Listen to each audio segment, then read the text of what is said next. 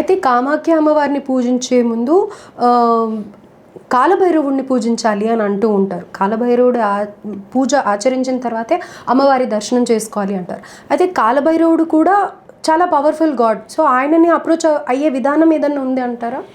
కాలభైరవుడు అమ్మవారిని సంతుష్టురాలు అవటానికి మనకు కొంత సహాయాన్ని అందిస్తాడు.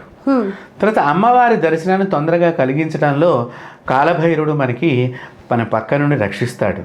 పొరపాటున ఏదన్నా జరిగినా కూడా ఆయన మనల్ని కాపాడటానికి మనం దగ్గరగా ఉంచుకునే అస్త్రాల్లో ఒక అస్త్రం లాంటి వాడు మనకి కాలభైరవుడు. కాబట్టి కాలభైరవుడికి కూడా గారెలు కానివ్వండి, పాయసాన్నం కానివ్వండి, పానకం కానివ్వండి ఇత్యాది విషయాలు నైవేద్యం చేసినట్లయితే కనుక మనకి ఆయన రక్షణగా ఉంటాడు. కాలభైరవుడిని పూజ చేయటం మూలకంగా కూడా అనేక రకాలైనటువంటి ఉపయోగాలు ఉన్నాయి. కాబట్టి అమ్మవారిని పూజ చేసే ముందర ఆ అమ్మవారికి సంబంధించిన గణాలను మనం పూజ చేసినట్లుగా ఇక్కడ కాలభైరవుడి పూజ అనేటువంటిది కూడా ఉన్నది.